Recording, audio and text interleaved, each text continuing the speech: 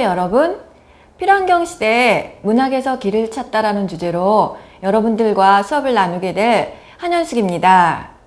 자, 우리가 앞으로 5강에 걸쳐서 수업을 진행하는데요. 오늘은 그 첫 강으로 제1강 우리가 잃어버린 것들 수업 시작하겠습니다.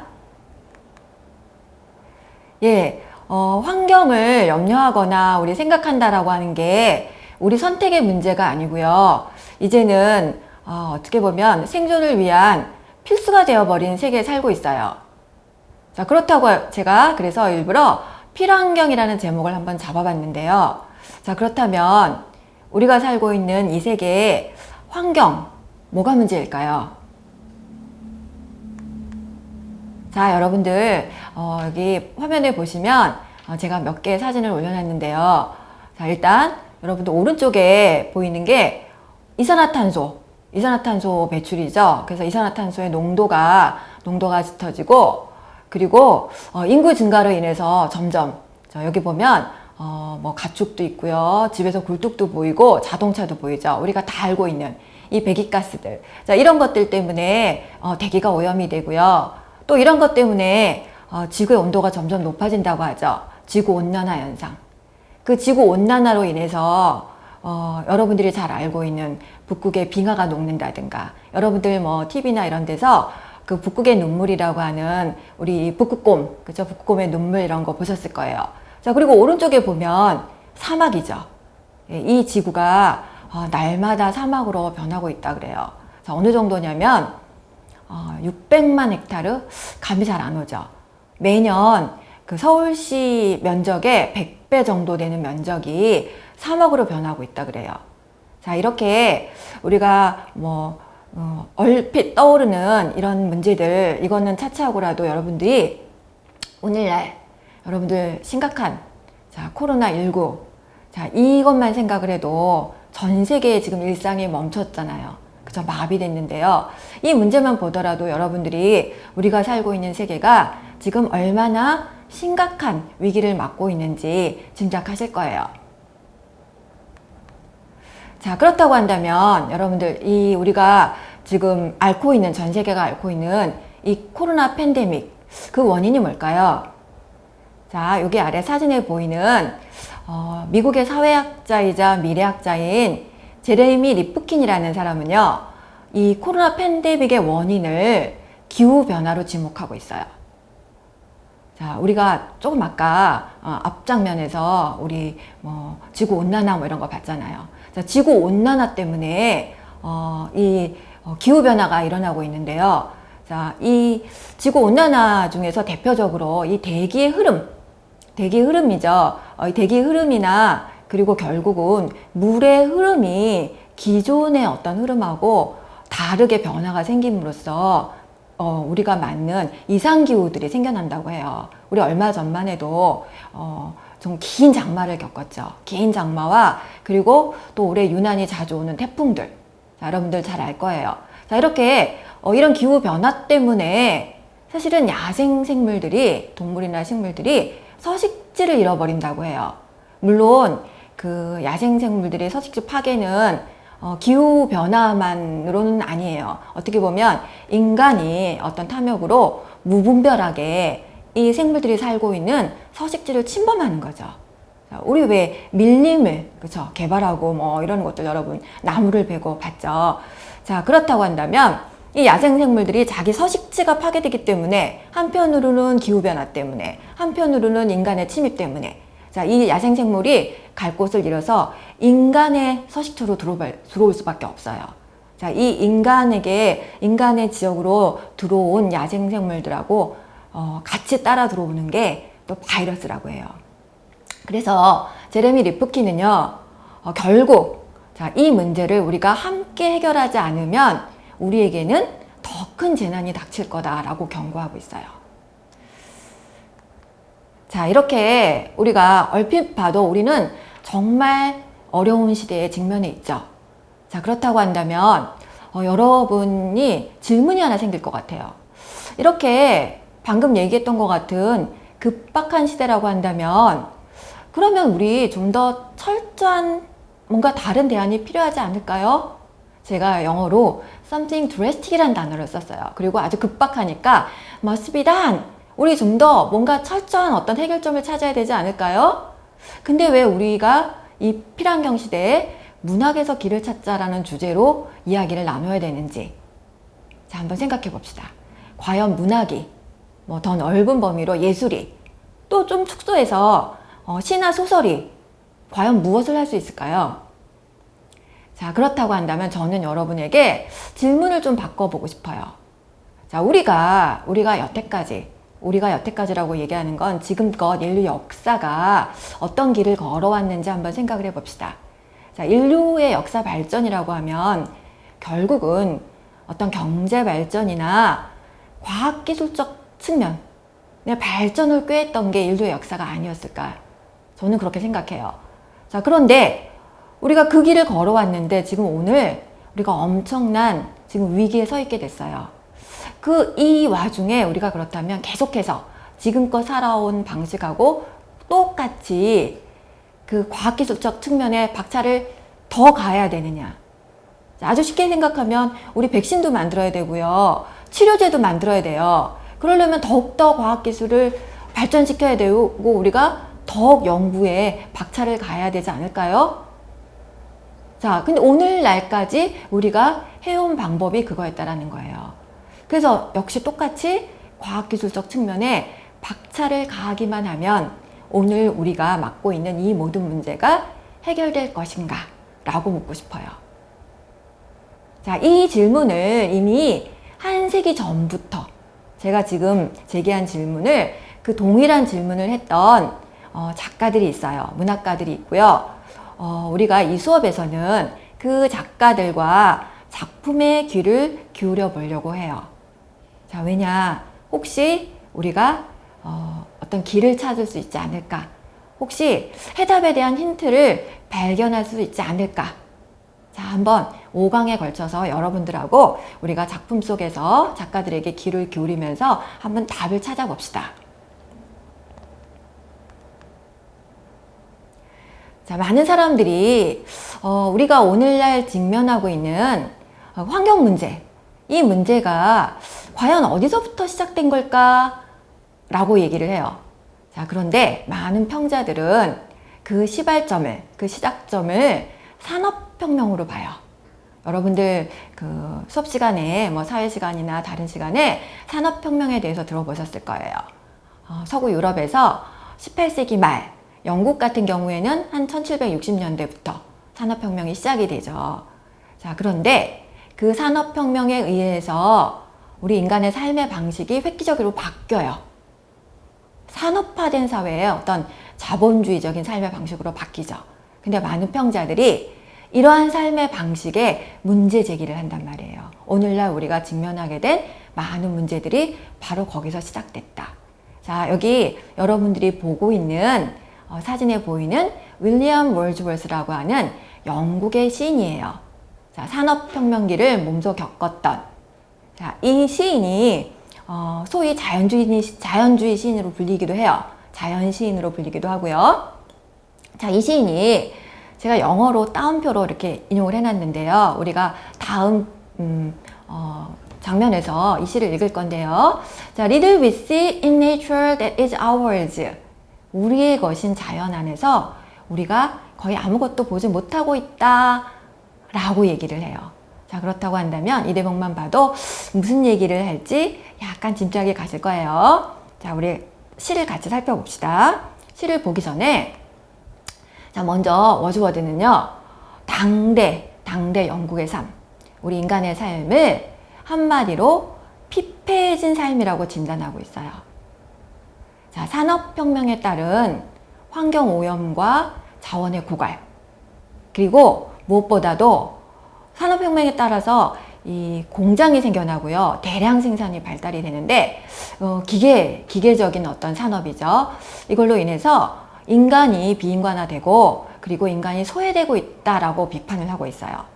자, 그런데 특별히 워즈워드에게서 우리가 주목할 점은요, 자, 이런 산업혁명에 따른 어떤 삶의 방식의 변화가 일으킨 가장 큰 문제는 지금 방금 얘기했던 환경오염이나 자원고갈, 여기에 있는 게 아니라 오히려 인간이 자연으로부터 멀어지게 만들었다.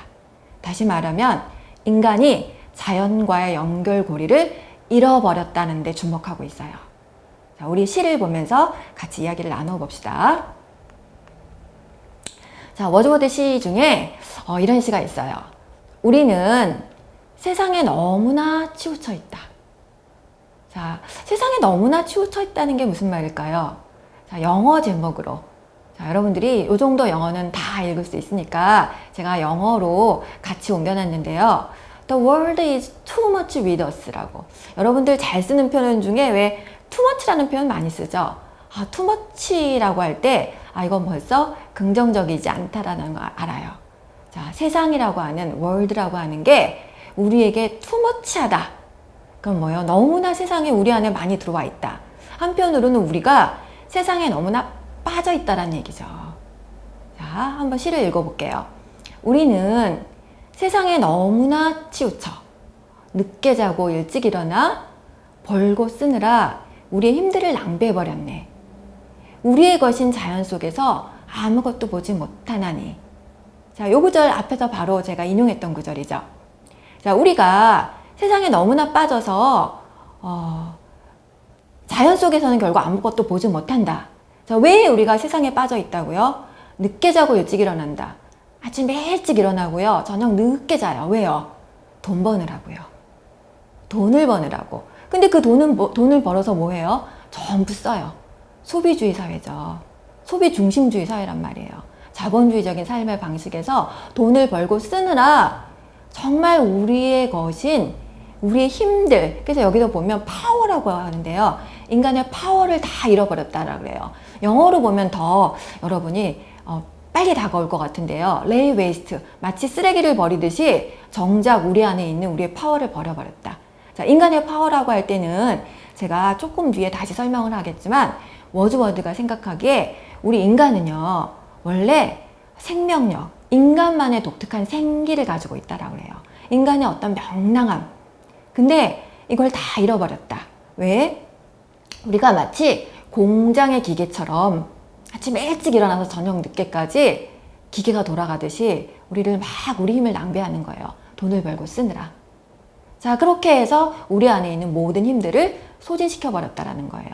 정작 우리에게 더 소중한 건 뭐냐면요. our's라고 표현한 자연 안에 있는 것들이 있는데 그걸 우리가 아무것도 보지 못한다. 마치 눈이 먼 것처럼 이제 아무것도 보지 못해요. 자, 여기서 오해하면 안 되는 건요.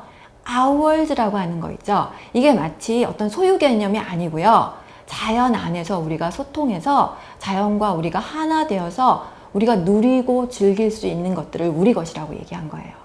자, 그 다음에 보면 달빛 향해 가슴을 드러낸 이 바다. 내내 울부짖으려다가도 잠든 꽃들처럼 오므라드는 바람. 우리만 이 모든 것들과의 조화에서 벗어나 자연에서 아무 감동받지 못하네. 잘 보면 달빛하고 바다와 바람과 꽃은요, 서로 호응을 해요.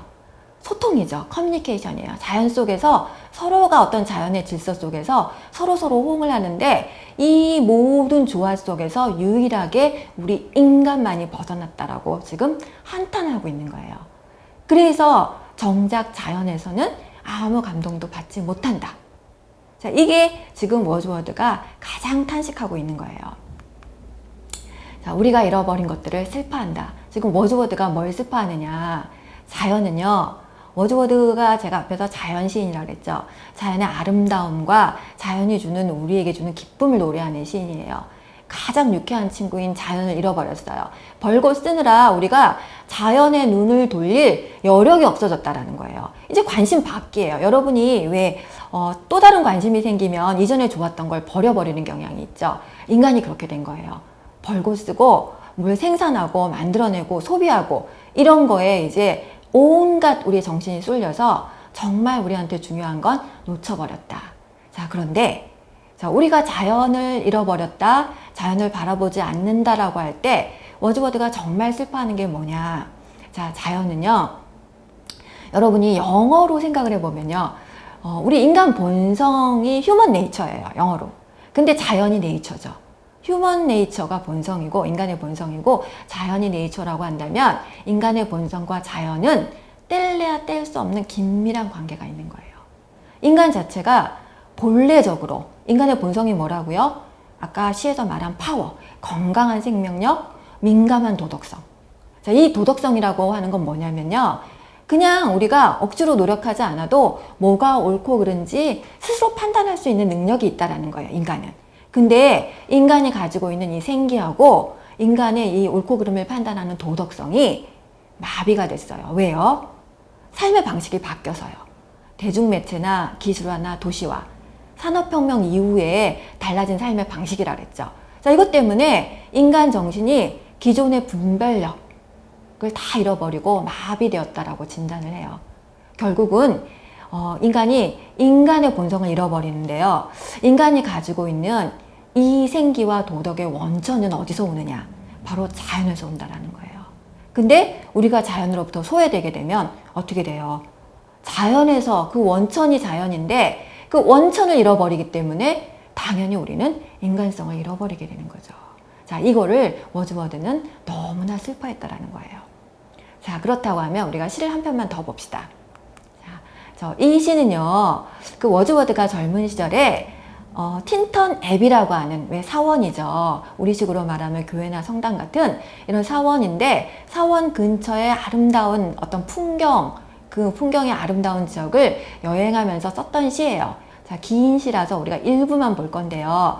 이 시에서 그 여행지에서 만난 아름다운 풍경을 워즈워드가 노래하는데요. 자, 워즈워드가 자연 시인이라고 했죠.